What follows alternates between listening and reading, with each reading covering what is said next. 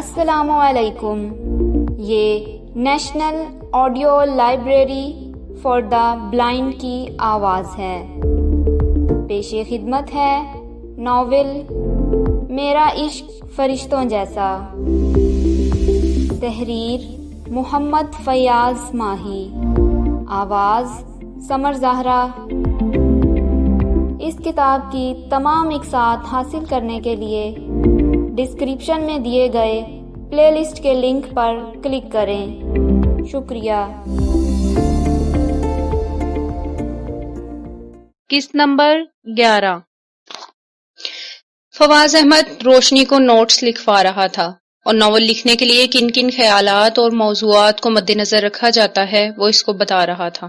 بلکہ ایک چھوٹا سا افسانہ بھی روشنی لکھ کر فواز احمد کی خدمت میں پیش کیا تھا. اس کی نوک پلک کو سنوارتے ہوئے اس نے سمجھانے کا بہترین انداز اختیار کیا ہوا تھا.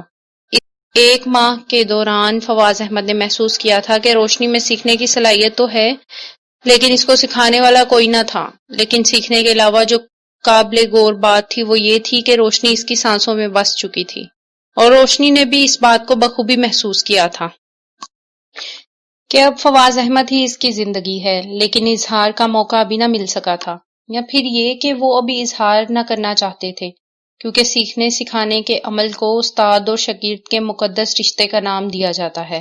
اس بات کو فواز احمد نے بخوبی ذہن میں رکھا ہوا تھا اور روشنی بھی اسی رشتے کو مقدم جانتی ہوئی اپنی کسی بھی دلی خواہش یا اظہار محبت سے اجتناب کر رہی تھی. لیکن فواز احمد آج کسی اور ہی موڈ میں تھا. ایک بات پوچھوں روشنی؟ جی سر پلیز. روشنی اس کی طرف متوجہ ہو گئی لیکن ایک بار ہی آنکھیں اٹھا کر وہ جھکانا بھول گئی تھی کیونکہ فواز احمد بھی اس کی طرف دیکھ رہا تھا. اس نے دیکھا کہ فواز احمد کو ہی آنکھیں جھکانا پڑی تھیں. آپ نے لیپ ٹاپ پر جو پیسوں کا پیکٹ رکھا تھا وہ کس لیے؟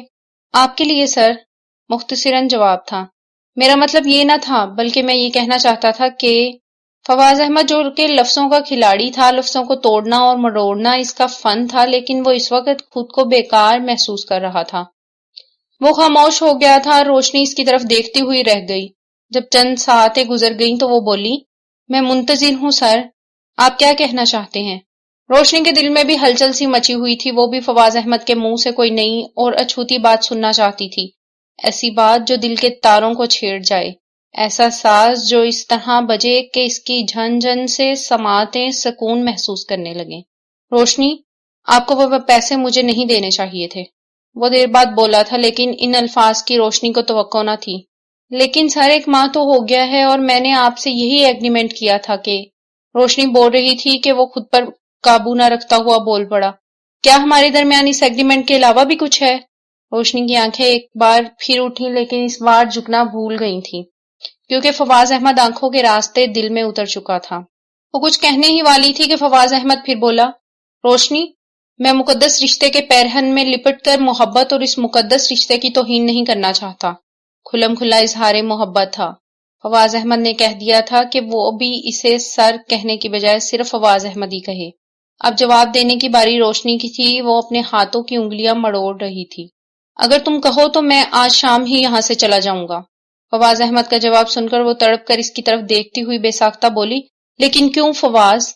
پورے کمرے میں عجیب سی خاموشی چھا گئی تھی. روشنی کا پہلی بار سر نہ کہنا اور بے ساختہ الفاظ کی ادائیگی اور لہجے کی تڑپ نے ثابت کر دیا تھا کہ وہ بھی اپنے جذبات و احساسات پر قابو نہیں رکھ سکی.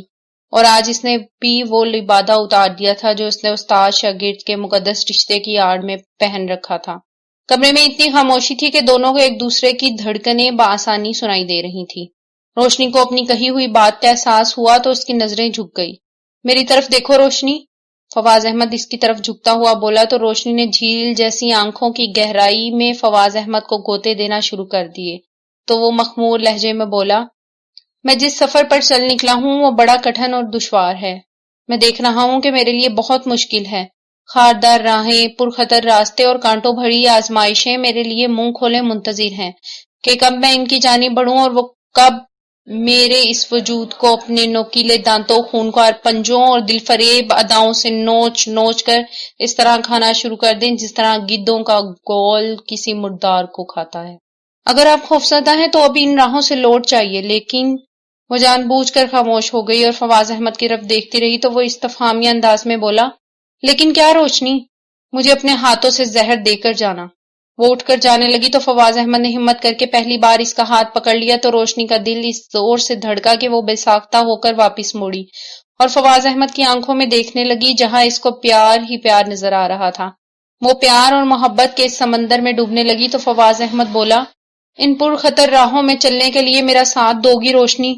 روشنی کبھی بھی تمہاری زندگی میں اندھیرا نہ ہونے دے گی۔ وہ مخمور لہجے میں بولی، تمہارا اسٹیٹس، خاندانی وقار، باپ کی عزت، بھائی کا بھرم تمہیں اس بات کی اجازت دے گا؟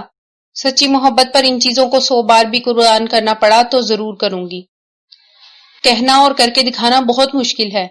آزما کر دیکھنا چاہتے ہو تو ابھی بتا دو، روشنی ہر آزمائش میں تم سے پہلے چلے گی۔ میں کون ہوتا ہوں کہ محبت کو آزماؤں؟ محبت اپنے امتحانات کا وقت خود ہی مقرر کرتی ہے۔ تو پھر اس بار محبت کو اپنی اوقات بھولنا ہوگی۔ روشنی کا ارادہ مصمم اور لہجہ پختہ تھا۔ وہ گھوم کر روشنی کے سامنے آیا اور اپنے ہاتھ کی انگلی سے اس کی تھوڑی کو اوپر اٹھاتا ہوا بولا، میں ہر طرح کے طوفانوں سے کھیل کر بھی تمہیں جیتنا چاہتا ہوں روشنی۔ وہ محبت سے سرشار اور پیارے لہجے میں بولی، روشنی تو اس دن تم پر دل ہار گئی تھی جب سفر میں تمہارے کندھے پر سر رکھ دیا تھا، حالانکہ تب مجھے یہ بھی معلوم نہ تھا کہ تم ہی فواز احمد ہو۔ فواز احمد کو اس پر اس لمحہ بہت پیار آیا۔ اس کا دل چاہا کہ ابھی آنکھوں ہی آنکھوں سے روشنی کو چومنا شروع کر دے اور اس پر اپنا سارا پیار نچھاور کر دے، لیکن وقت اور حالات کا تقاضا تھا کہ وہ روشنی کو چھوڑ دے تاکہ وہ ابھی یہاں سے چلی جائے، کیونکہ کسی کے آنے کی چاپ سنائی دینے لگی تھی۔ روشنی نے اپنی نوٹ بک اٹھائی اور کمرے سے باہر نکل گئی تو فواز احمد نے ایک طویل سانس لی اور آگے بڑھ کر دروازہ بند کرنا چاہا تو صبا بیگم کو دروازے سے اندر داخل ہوتا دیکھ کر چونک پڑا۔ کیا ہوا؟ کوئی چوری پکڑی گئی ہے ماسٹر جی؟ فواز احمد کو آج بالکل بھی برا نہ لگا تھا کہ صبا بیگم نے اس کو ماسٹر کہا ہے۔ آج وہ ویسے ہی بہت خوش تھا، اس کو اس کی محبت نے محبت کرنے کی حامی بھر لی تھی۔ میں علم بانٹنے نکلا ہوں میڈم، چوریاں کرنے نہیں، وہ بولا تو صبا بیگم ہنسنے لگی۔ پھر مجھے کیوں لگ رہا ہے کہ علم بانٹنے کے دوران تم اپنی بھی کوئی اہم چیز گنوانے والے ہو؟ وہ صبا بیگم کا فلسفہ سن کر مسکرانے لگا اور بولا، ہم تو اپنا آپ گنوا کر ہی علم بانٹتے ہیں میڈم، اب کھونے یا گم ہو جانے کا کوئی ڈر یا خوف نہیں ہے۔ بے خوفی اچھی بات ہے، مگر یہ کم عقلی کا دوسرا نام بھی ہے۔ کم عقل اور بیوقوف لوگ اتنی دور سے اجنبیوں میں آ کر اپنا آپ نہیں کھوتے۔ وہ لفظوں کا کھلاڑی تھا اور صبا بیگم نے دنیا گھومی ہوئی تھی۔ وہ اس کی بات کو سمجھتی ہوئی بولی، کیا مجھے محبت سکھا سکتے ہو ماسٹر؟ وہ ہنسنے لگا، بلکہ اس کا دل چاہا وہ کہے لگا کر دل کھور کر ہنسے، لیکن وہ اس پوزیشن میں نہ تھا۔ آپ محبت کرنا سیکھنا چاہتی ہیں یا محبت چھیننا؟ بڑا ہی گہرا جواب تھا اور سوال بھی دلچسپ تھا۔ جس نے اپنی جوانی محروبیوں کے بستر پر خواہشوں کی سلوٹ زدہ چادر پر گزاری ہو، وہ کسی کی محبت کیا چھینے گی؟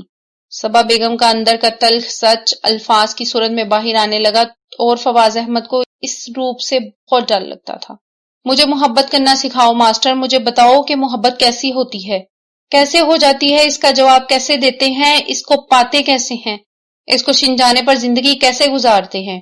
مجھے کچھ بتاؤ ماسٹر، پلیز کچھ بتاؤ، ورنہ میں کسی نہ کسی روز ان دیواروں سے سر ٹکرا ٹکرا کر خود کو پاش پاش کر لوں گی۔ اس نے فواز احمد کو شرٹ کے گریبان سے پکڑ لیا تو اس کی اوپر والی سانس اوپر ہی رہ گئی۔ وہ کافی گڑبڑا گیا تھا کیونکہ اب صبا بیگم کی آنکھوں میں آنسو تیرنے لگے تھے۔ آپ بیٹھیں پلیز۔ وہ اس صورتحال سے سٹپٹا گیا تھا، اس کی سمجھ میں نہ آ رہا تھا کہ وہ کیا کرے۔ مجھے لگتا ہے آپ کی طبیعت کچھ ٹھیک نہیں ہے، اس دل میں نہ جانے کون کون سے روگ پل رہے ہیں ماسٹر، تمہیں کیا پتا؟ اس نے فواز احمد کی شرٹ چھوڑی تو فواز احمد کی واضح طور پر پرسکون سانس کو اس نے بھی محسوس کیا تھا۔ میرا ساتھ دو گے؟ عجیب سا سوال تھا جس کا سر پیر ہی سمجھ نہ آیا تھا۔ وہ صبا بیگم کی جانب استفہامیہ انداز میں دیکھنے لگا تو وہ مسکرانے لگی۔ تم میرا خیال رکھو، میں تمہارا خیال رکھوں گی۔ خیال؟ وہ اس لفظ کو چبا کر بولا تو صبا بیگم ایک بار پھر اس کے بالکل قریب ہو گئی، حتیٰ کہ اس کا جسم فواز احمد کے جسم سے مس ہونے لگا۔ فواز احمد کے پورے بدن میں کرنٹ سا دوڑ گیا تھا، وہ صبا بیگم کی تیز ہوتی ہوئی سانسوں کو محسوس کر رہا تھا۔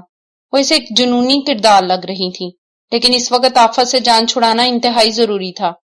تم سمجھدار ہو، بولے بننے کی اداکاری نہ کرو، جوان اور خوبصورت بھی ہو، میری جوانی کا خیال کرو، میں تمہیں روپیہ، پیسہ، دولت اور ہر وہ چیز دوں گی جس کی تمہیں خواہش اور طلب ہے۔ وہ واپس مڑی اور دروازہ بند کر لیا تو فواز احمد اپنی ہی نظروں میں خود کو گرا ہوا محسوس کرنے لگا۔ وہ خود کو پہلی بار چور محسوس کر رہا تھا۔ اس دروازے کے پار کی دنیا کو کوئی خبر نہ ہوگی فواز احمد۔ صبا بیگم نے پہلی بار اسے اس کے نام سے پکارا تھا۔ وہ باہیں کھول کر فواز احمد کی منتظر تھی اور فواز احمد دل کی بے قابو دھڑکنوں اور بے ترتیب سانسوں کو اعتدال پر لانے کی تگ و دو میں مصروف تھا۔ وہ سوچ بھی نہ سکتا تھا کہ اس کے ساتھ ایسا بھی ہو سکتا ہے۔ اس نے قرآنی آیات کا ورد کرنا شروع کر دیا۔ وہ دل ہی دل میں آیات کریمہ کا ورد کرتا ہوا دعا کر رہا تھا کہ اس کی گناہ کی گھڑی سے جان چھوٹ جائے۔ صبا بیگم نے آگے بڑھ کر اس کو بیڈ پر گرا لیا اور اپنا وجود اس پر اس طرح بچھا لیا کہ وہ ایک چادر کی طرح اس سے لپٹی ہوئی تھی۔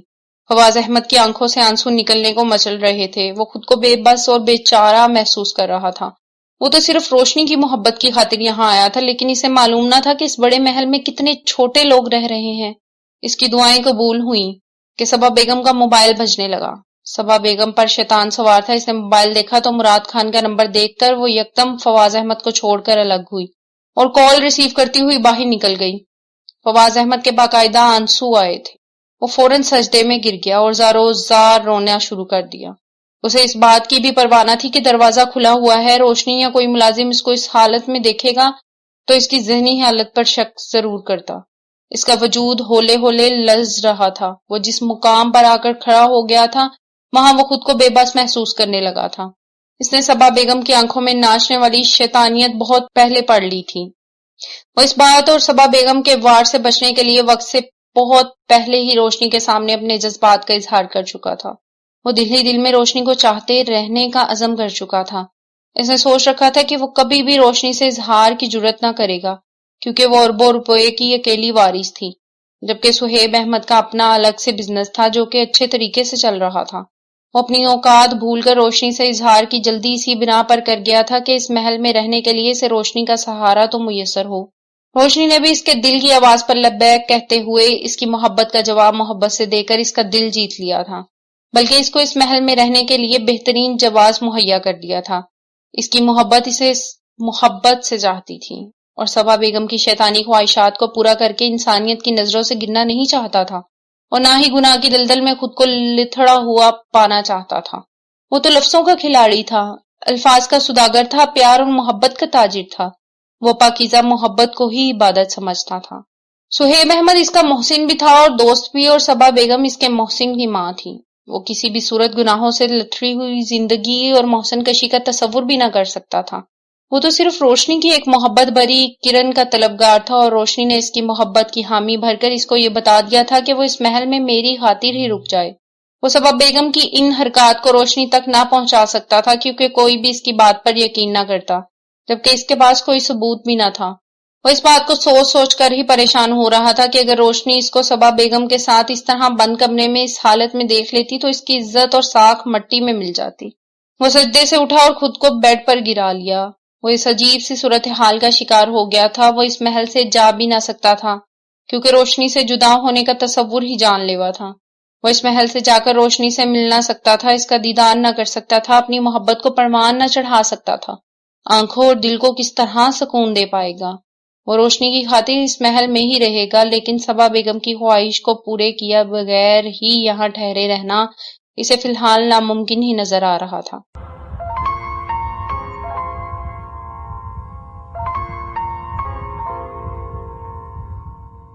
شہر کی مشہور اور پررونق جگہ پر اتفاق سے ریبا اور سہیب کی ملاقات ہو گئی تھی۔ ہوا یوں تھا کہ ریبا ماہانہ میگزین خریدنے کے لیے جیسے ہی بک شاپ میں داخل ہوئی تو اس کو سامنے ہی سہیب احمد نظر آ گیا۔ وہ کوئی کتاب دیکھنے میں مگن تھا۔ ریبا کچھ لمحہ وہاں ہی کھڑی سوچتی رہی کہ وہ اس کو بلائے یا نہ بلائے، یا پھر خاموشی سے اپنے پسندیدہ میگزین خریدے اور خاموشی سے ہی شاپ سے باہر نکل جائے۔ لیکن اس نے دیکھا کہ سہیب احمد یکدم گھوما اور سامنے کھڑی ریبا کو دیکھ کر مسکراتا ہوا اس کی طرف بڑھ آیا۔ کیسی ہیں آپ مس ریبا؟ وہ باوقار لہجے میں بولا تو ریبا کو بھی اخلاقاً اس کا جواب دینا پڑا۔ می فائن، آپ کیسے ہیں؟ آپ کے سامنے ہوں۔ اچھے بھلے لگ رہے ہیں، ریبا شرارتی انداز میں بولی تو وہ مسکراتا ہوا کہنے لگا، اس میں تو کوئی شک نہیں کہ میں اچھا بھی ہوں اور بھلا بھی ہوں۔ آپ کو بھی کتب سے دلچسپی ہے کیا؟ ریبا آگے بڑھنے لگی تو وہ ایک طرف ہوتا ہوا بولا، جی ہاں، کیوں اچھی اور پاکیزہ کتب سے مخلص کوئی دوست نہیں ہے۔ واؤ، آپ کے خیالات تو کافی ملتے جلتے ہیں۔ کس سے؟ وہ خوشگوار حیرت سے بولا۔ مجھ سے۔ وہ ان دو لفظوں کو ادا کرتے وقت شرما سی گئی تو سہیب احمد کو کچھ حوصلہ ہوا، اس نے بات بڑھائی اور بولا، اگر آپ برا نہ مانے تو ایک کپ کافی میرے ساتھ پینا پسند کریں گی؟ وہ کچھ سوچتی ہوئی بولی، اگر کسی نے دیکھ لیا تو خواہ ہی باتیں بنائیں گے لوگ۔ لوگوں کا کیا ہے، وہ تو ہمیں یہاں، میرا مطلب ہے کہ کتاب کی دکان میں دیکھ کر بھی یہ کہہ دیں گے کہ ہم ڈسکو میں ملتے ہیں۔ ریبا اس کی بات پر کہا لگا کر ہنس پڑی۔ تو پھر چلیں؟ ریبا کے لیے انکار کی گنجائش نہ تھی، وہ سہیب کے ساتھ مسکراتی ہوئی دکان سے باہر نکلی اور اس کی گاڑی میں وہ دونوں ایک کافی شاپ پہنچ گئے۔ ریبا کا پہلا موقع تھا اور وہ کافی نروس محسوس کر رہی تھی، جبکہ سہیب احمد کو بھی اپنے ارد گرد پر نظر رکھنا ضروری محسوس ہو رہا تھا، کیونکہ وہ اخبار کا آدمی تھا۔ اسے معلوم تھا کہ کوئی نہ کوئی صحافی اپنے کیمرے سے اس کی نجی زندگی میں دخل دینے کے لیے تیار بیٹھا ہوگا۔ وہ ابھی تک تو کافی محتاط تھا اور اپنے اس محتاط رویے کو وہ ریبا پر ظاہر نہ کر رہا تھا، بلکہ اس کا انداز بتا رہا تھا کہ وہ بالکل ریلیکس ہے۔ اتنی دیر میں ویٹر آرڈر لے کر جا چکا تھا۔ اس نے دیکھا کہ ریبا کچھ نروس ہے، اس کی وجہ سہیب احمد کا ساتھ ہے۔ وہ بولا، کسی بھی خوبصورت لڑکی کے ساتھ اس طرح کی کافی شاپ میں بیٹھنا میرا بھی پہلا تجربہ ہے۔ ریبا اس کے انداز پر ہنستی ہوئی بولی، اور آپ کو یہ بھی معلوم ہوگا کہ لڑکی کے لیے کتنے مسائل اور پریشانیاں بن سکتی ہیں۔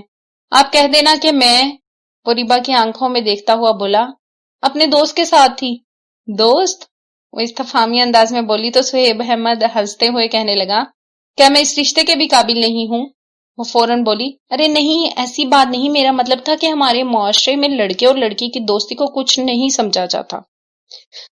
تو پھر کیا جواز پیش کریں گی آپ؟ اس سوال نے کئی سوال پیدا کر دیے تھے۔ اتنی دیر میں بہترین اور گرم کافی کے 2 مگ ان کے سامنے رکھے جا چکے تھے۔ ایسی نوبت ہی نہیں آئے گی، ریبا بولی تو سہیب احمد کو بھی حوصلہ ہوا اور وہ بولا، میں اکثر یہاں اکیلا ہی کافی پینے آتا ہوں۔ نہ جانے آج مجھے کیوں لگ رہا ہے کہ آج کی کافی کافی مزیدار ہوگی۔ اس نے ریبا کے ساتھ کو خوبصورت الفاظ کا لبادہ اڑا کر اس کی تعریف کی تو وہ ہلکا سا مسکرائی اور بولی، مجھے معلوم ہے کہ الفاظ اور سچویشن کو موقع پر دیکھ کر آپ ایک اچھی نیوز کریٹ کر لیتے ہیں۔ ایسا کیوں ہوتا ہے کہ ہم لوگ جن چہروں کو تلاش کر رہے ہوتے ہیں وہ دیر سے ملتے ہیں؟ سہیب احمد کا سوال سن کر وہ اس کی طرف دیکھتی ہوئی بولی، ہوئی کچھ تاخیر تو باعث سے تاخیر بھی کچھ تھا۔ وہ ہنسنے لگا اور کافی کا گھونٹ بھرتے ہوئے بولا، مجھے آج ہی پتا چلا ہے کہ آپ شاعری کا ذوق بھی رکھتی ہیں۔ شاعری بہت نازک اور حساس احساس کا نام ہے، میں اس قابل کہاں؟ آپ کو دیکھ کر تو کئی غزلیں اور اشعار معرض وجود میں آ سکتے ہیں، آپ کو اس بات کا اندازہ ہی نہیں ہے۔ سہیب احمد کی بات سن کر وہ شرما گئی، مگر آنکھیں جھکنے کی بجائے اٹھا کر رہ گئی، کیونکہ اس کی آنکھوں میں جو کشش تھی وہ بتا رہی تھی کہ اب نگاہ پلٹ کر نہیں آئے گی، وہ سہیب احمد پر قربان ہو گئی ہے۔ جب چلتی ہو تو کئی راہی ٹھہر جاتے ہیں، پلٹ کر جو دیکھو تو کاکل بکھر جاتے ہیں۔ طلسم اور بڑھ جانتا ہے جو لگاؤ آنکھ میں کاجل، زلفیں تیری دیکھ کر بادل بھی سنور جاتے ہیں۔ سہیب احمد نے اس کی خوبصورت الفاظ میں تعریف کی تھی، وہ نظریں جھکاتی ہوئی بولی، شاعر تو آپ ہیں، الفاظ آپ پر قربان ہونے کے لیے مچل رہے تھے۔ سہیب احمد لفظوں کو پرو کر پورا اخبار بناتا تھا اور اس کے چنے ہوئے الفاظ ہی اس کی کامیابی کا راز تھے۔ یہی وجہ تھی کہ ریبا خود کو شرارتی، چلاک، ہوشیار اور باتونی سمجھنے کے باوجود بھی خود کو گونگی محسوس کر رہی تھی۔ کافی دیر ہو گئی ہے۔ ریبا اپنی کافی ختم کر چکی تھی اور سہیب احمد بھی اپنا مگ ختم کر کے میز پر رکھ چکا تھا۔ میں آپ کو گھر تک ڈراپ کر دیتا ہوں، سہیب احمد نے آفر کی تو ریبا یکدم گھبرائی ہوئی آواز میں بولی، آپ کو خواہ ہی زحمت ہوگی، میں ٹیکسی سے چلی جاؤں گی۔ آپ تو چاہتی ہی نہیں ہیں کہ میں آپ کے گھر آؤں۔ سہیب احمد کا انداز شرارتی تھا۔ میرا یہ مطلب نہ تھا، بلکہ وہ ڈر سی گئی تھی۔ سہیب احمد مسکراتے ہوئے کہنے لگا، میں شام کو آؤں گا احمد فراز کی خیریت پوچھنے کے لیے۔ ریبا نے اپنا بیگ اٹھایا اور تھینک یو کہتی ہوئی کافی شاپ سے باہر نکل گئی، مگر سہیب احمد کے دل کا قرار ساتھ ہی لے گئی۔ وہ سوچنے لگا کہ اگر ریبا کی اس کی زندگی میں نہ آئی تو وہ کیسے جی پائے گا۔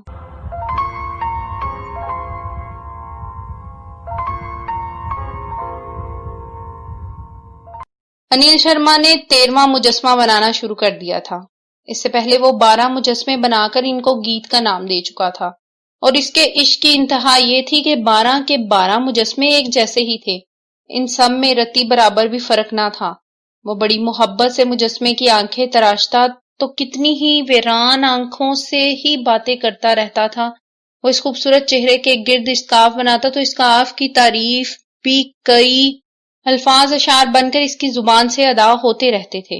وہ ہندو دھرم کا پجاری تھا، مگر عبادت و پوجا میں کم ہی دلچسپی لیتا تھا۔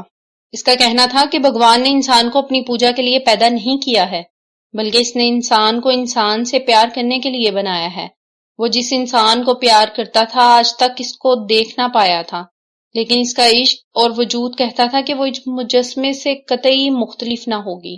لیکن وہ ابھی تک حیران اور پریشان بھی تھا کہ اتنا لمبا انتظار کرنے کے باوجود بھی وہ آج تک اس کو کسی بھی جگہ نظر نہ آئی تھی۔ گیت کی ہلکی سی جھلک بھی وہ کہیں نہ دیکھ پایا تھا۔ اس کو کھوجنے کے لیے ہندوستان کی سیر کر چکا تھا، کریا کریا، گلی گلی، ہر میدان، کوچے بازار، مارکیٹ اور شاپنگ سینٹرز کے ساتھ ساتھ وہ ساحل سمندر بھی گھومتا رہتا تھا، لیکن آج تک وہ کسی بھی لڑکی میں گیت کی جھلک تک نہ دیکھ سکا تھا۔ یہ بات اس کے لیے لمحہ فکریہ تھی، کیونکہ وہ ایک مجسمہ بنانے میں تقریباً 1 سال لگاتا تھا، اور پورا سال اس کو اس بات کا ہی انتظار رہتا تھا کہ کاش گیت اس کو آواز دے۔ اس کمرے کے کسی کونے خدرے سے وہ اس کو پکار کر کہے کہ بس کرو انیل، تمہارا انتظار رنگ لے آیا ہے، میں آ گئی ہوں، تمہارا عشق زندہ باد ہے، تم جیت گئے ہو، تمہارا عشق واقعی فرشتوں جیسا ہے، کیونکہ تم نے مجھے دیکھے بغیر ہی بنانا شروع کر دیا تھا۔ لو میں آ گئی ہوں، تمہارے سامنے کھڑی ہوں۔ اور انیل شرما اس کو جی بھر کر دیکھتا رہے، محو حیرت ایسا ہو کہ اس کو خود اپنا وجود بھی مجسمہ ہی لگنے لگے۔ وہ اپنے قدموں کو ہلا جلا نہ سکے، اپنی پلکیں جھپکنا بھول جائے، اپنی سانسوں کو اتنا آہستہ کر لے کہ کہیں اس کی سانسوں کا شور گیت کو ڈسٹرب نہ کر دے۔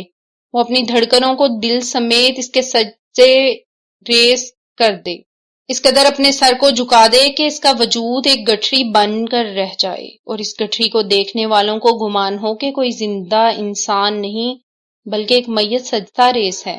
کاش کہ گیت اس کو آواز دے اور وہ اس کے یاقوتی ہونٹوں کو دیکھ کر بھگوان سے پوچھے کہ ایک ہی چیز پیدا کرنا تھی، یاقوت یا گیت کے ہونٹ، اور پھر وہ جھیل جیسی گہری آنکھوں کا موازنہ دنیا کی کسی بھی گہری جھیل سے کرتا، سیاہ اور لمبی زلفوں کو گھٹاؤں سے تشبیہ دے کر بادلوں کو شرمسار کر دیتا۔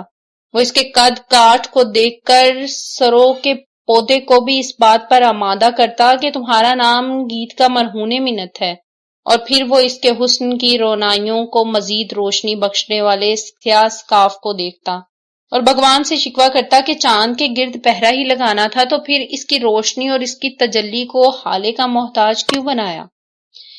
وہ بھگوان سے اس بات پر بھی لڑتا کہ اگر یہ میری نہیں ہے تو پھر میرے دل میں اس کا بسیرا کیوں ہے، اگر یہ میری نہیں ہے تو پھر اس کا پہرا میری نیندوں پر کیوں ہے، اگر یہ میری نہیں ہے تو پھر اس کا سایہ میرے وجود پر کیوں ہے، اگر یہ میری نہیں ہے تو پھر میرے دل کے مندر میں میری پوجا کی حقدار کیوں بنائی گئی ہے، اگر یہ میری نہیں ہے تو پھر میرے تراشے ہوئے کسی بھی مجسمے میں رتی برابر فرق کیوں نہیں ہوتا۔ بھگوان اگر یہ میری نہیں ہے تو پھر کیوں اس کی خوشبو میرے وجود کو معطر کرتی رہتی ہے، اگر گیت میری نہیں ہے تو پھر کیوں پیار، محبت، عشق اور عبادت کا ڈھونگ رچا کر مجھے اس تماشائی دنیا کے سامنے تماشا بنایا ہے۔ بھگوان یاد رکھنا، اگر گیت مجھے میری زندگی میں نہ ملی تو تمہیں خود میرے سامنے جواب دینے ہوں گے، تمہیں بھولنا ہوگا بھگوان، تمہیں بتانا ہوگا کہ یہ کون ہے، اس نے میرے دل کا قرار کیوں چھین لیا ہے، اس نے میری سوتی جاگتی آنکھوں کے سامنے سپنوں پر قبضہ کیوں جما لیا ہے۔ تمہیں یہ بھی جواب دینا ہوگا کہ آج تک مجھے نظر بھی نہیں آئی اور میرے پورے وجود میں ایک پارے کی طرح ہلول کر رہی ہے۔ مجھ سے میرا نام، میری ہستی، میرا رہن سہن، میرا دین، دھرم اور میری پہچان کے ساتھ ساتھ اس نے میرا خاندان بھی کیوں چھین لیا ہے۔ اس نے تاک میں رکھے ہوئے بھگوان کی طرف آنسو بھری نظروں سے دیکھا اور تنزیہ انداز میں بولا، ہے کوئی جواب؟ ہے کوئی جواب تمہارے پاس میرے دل میں اٹھنے والے سوالوں کا اور میرے دل و دماغ میں پلنے والے اس طوفان کا جو بہت جلد مجھے اس بات پر اکسانے کے لیے تیار کر دے گا؟ وہ طوفان جو بہت جلد مجھے اس بات پر اکسانے والا ہے کہ میں اپنے کپڑے پھاڑ کر جنگلوں کی طرف نکل جاؤں اور وحشیانہ حرکات کرتا ہوا आशिक से एक दरिंदा बन जाऊं। वो चंद साते खामोश होकर फिर बोला, तुम्हारे पास कोई जवाब कैसे होगा? तुम कौन सा आशिक हो? इन अल्फाज के अदा करते ही इसको महसूस हुआ कि जमीन लर्ज गई हो। वो बेइख्तियार होकर छत की तरफ देखने लगा। इसे यूं लगा था कि जैसे कोई जलजला आया हो, लेकिन कोई भी चीज अपनी जगह से हिली तक न थी, गिरी तक न थी। लेकिन अनिल शर्मा ने वाज़ेह तौर पर महसूस किया था कि इसने लफ्ज़ इश्क अता किया ही था कि यूं लगा भगवान इससे नाराज हो गया है या इस पर राजी हो गया है। वाह वाह वाह जी वाह! वो खुद ही पागलों की तरह बोल रहा था। इसको इस हालत में देखने के बाद हर कोई यही समझता कि इसकी ज़हनी रोब बहक गई है या फिर इसने घटिया शराब का नशा शुरू कर दिया है। वो चंद कदम आगे बढ़ा और ताक में रखे हुए भगवान के बुत से बोला, गुस्सा आ गया ना? गुस्सा आ गया ना? हाँ, बिल्कुल ऐसे ही मुझे भी गुस्सा आता है। बिल्कुल ऐसे ही गुस्सा आता है जब मुझे तड़पाते हो, रुलाते हो, जलाते हो। हिजरो गम की अगन में जला जलाकर मेरा वजूद राख कर दिया है तुमने। जुदाई और बरहा के सदमे सह सह कर अपने ही दिल का मुजरिम बन गया हूं मैं। हर रोज नई उम्मीद, नई आस, नया बहलावा, कोई ना कोई बहाना। क्या करूं, क्या करूं? वो परी कहती है कि मैं काफिर हूं। काफिर हूं मैं? क्या परी सच कहती है? मुझे जवाब दो भगवान, क्या परी सच कहती है कि मैं काफिर हूं? वो बाकायदा रोने लगा। वो अपनी आंखों पर हाथ रखकर बच्चों की तरह रो रहा था। फिर इसने जी हल्का होने पर खुद को जमीन पर बिछे हुए कारपेट पर गिरा लिया और ऊपर की जानिब मुंह करता हुआ बोला, अगर परी सच कहती है तो फिर तू ही बता, मैं काफिर कैसे हो गया? मैंने इसको छुआ तक नहीं, मैं काफिर कैसे हो गया? मैंने इसे देखा तक नहीं, इसकी पूजा करने से ही अगर मैं काफिर हो गया हूं तो फिर ये सब भी काफिर हैं एक पत्थर को पूजने से। अगर मैं काफिर हो सकता हूं तो फिर ये भी धर्म के पुजारी नहीं है, ये भी तो पत्थरों को पूजते हैं, ये भी काफिर हैं। वो हिचकियां ले लेकर रोने लगा। इसने देखा कि कमरे का दरवाजा खुला है, अंदर दाखिल होने वाली परी है। वो लेटे लेटे ही कनखियों से इसको देखता रहा। वो चलती हुई इसके पास आई और कारपेट पर बैठती हुई बोली, इश्क ला हासिल काफिर ही बना देता है अनिल शर्मा। वो तंजिया अंदाज में मुस्कुराता हुआ बोला, तुम सब कुछ सुन रही थी परी? अगर मैं कहूं कि तुम मेरे भगवान हो और मैं तुम्हारी पूजा करती हूं तो तुम क्या कहोगे? वो इसके बालों में उंगलियां फेरती हुई बोली तो वो उठकर बैठ गया और परी के चेहरे पर आ जाने वाली बालों की लट को अपनी उंगली से सुलझाता हुआ बोला, काफिर। ये लफ्ज सुनकर वो तड़प कर बोली, तो फिर कौन होगा जो तुम्हारी इन हरकत को देख कर तुम्हें दीनों धर्म का पुजारी समझेगा? अपनी बात का जवाब भगवान से पूछने की बजाय अपने अंदर से पूछो। पूछो कि तुम कौन हो? तुम तो इंसान हो। वो फिर बोला तो परी इसकी तरफ मुतवज्जा हो गई। अगर इंसान दूसरे इंसान की पूजा करे तो वो धर्म का दोषी कहलाता है। मैं धर्म का दोषी नहीं हूं परी, मैं तुम्हारी पूजा नहीं करता, मैं इस भगवान की पूजा भी नहीं करता क्योंकि मैं पुजारी नहीं हूं, आशिक हूं परी। वो कहकहा लगाकर हंसने लगी और ताली बजाती हुई बोली, अगर यही बात इस कमरे के बाहर कही होती तो यकीनन अंकल तुम्हें पागल खाने भिजवा चुके होते, या फिर तुम गलियों में इस तरह घूमते भागते फिरते जैसे कि किसी ने अपने कपड़े फाड़ लिए हों और सर में खाक डालकर वो इन बच्चों से बचता फिरता है जिनके हाथों में पत्थर होते हैं।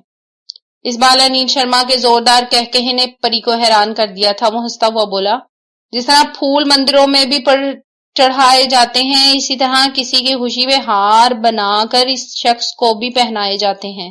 बिल्कुल इसी तरह ये पत्थर भी अपने नसीबों पर ऐसे ही रोते हैं कि जो इंसान इनको तराश कर भगवान बनाता है, इनको सजदे करता है, कभी इसी तरह इंसान पर इन पत्थरों को बारिश की तरह बरसाता रहता है। ताक में बैठा ये भगवान तुम्हें महज एक पत्थर का टुकड़ा नजर आ रहा है, और ये परी गीत के मुजस्मों की तरफ इशारा करती हुई बोल रही थी, इनको तुमने तो अपने हाथों से तराशा है, फिर इसकी पूजा क्यों करते हो? इसकी क्यों नहीं जो ताक में है? बुरा ना मनाना, अपने अपने नसीब की बात है परी। कोई ईंट महल में लग जाती है तो इस ईंट की कदर बढ़ जाती है, और अगर वही ईंट नाली में लग जाए तो पता नहीं इसको कितनी देर इस गंदगी में गुजारना पड़ती है, हालांकि वो भी ईंट ही होती है। वो अब होशो हवास में लग रहा था। तुम आशिक हो? परी ने इसकी आंखों में झांकते हुए कहा तो वो भी परी की आंखों में देखता हुआ बोला, तुम्हें क्या लगता है? अगर सच्चे आशिक हो तो फिर बताओ कि इस कायनात का पहला आशिक कौन था? परी ने इसके कानों में अल्फाज का सीसा इस अंदाज में उंडेला कि वो लाजवाब होकर रह गया। वो खाली आंखों से परी की तरफ देखने लगा जिसके होंठों पर तंजिया मुस्कान फैल रही थी। जवाब दो अनिल शर्मा, कायनात का पहला आशिक कौन था? انیل شرما ہمنک بن کر پری کی طرف دیکھے جا رہا تھا کہ دور سے لیکن واضح طور پر آواز اذان کی سنائی دینے لگی۔ اللہ اکبر اللہ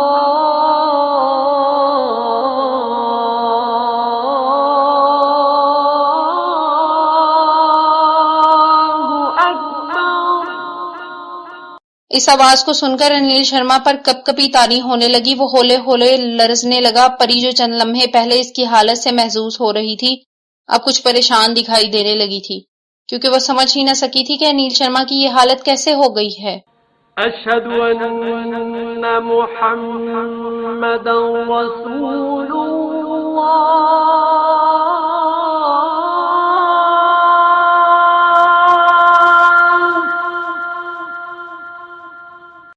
مؤذن کی محبت بری صدا انیل شرما کو اور بھی تڑپا گئی۔ اس نے اپنے وجود کو کان بنا لیا تھا۔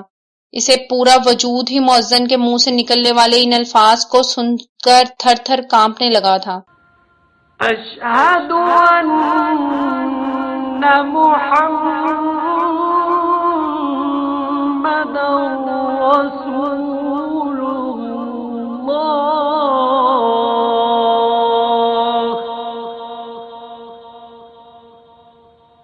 اچانک انیل شرما کے منہ سے جاگ بہنے لگی۔ اس پر مرگی کے دورے جیسی حالت اور کیفیت طاری ہو گئی تھی۔ وہ پورے وجود کے ساتھ اس طرح کانپ رہا تھا جیسے کہ سردی لگ رہی ہو اور وہ بے پیرہن ہو۔ پری پریشانی کے عالم میں وہاں سے نکل گئی۔ وہ امیت انکل چیختی ہوئی بھاگتی جا رہی تھی۔ اس کی آوازیں سن کر آن کی آن میں سبھی محل کے باسی اکٹھے ہو گئے۔ اس نے روتے ہوئے انیل شرما کے کمرے کی طرف اشارہ کیا تو سب اسی جانب بھاگے۔ دروازہ کھول کر جب اندر داخل ہوئے تو انیل شرما کو کھلی آنکھوں کے ساتھ بے حس و حرکت پا کر سب پریشان ہو گئے۔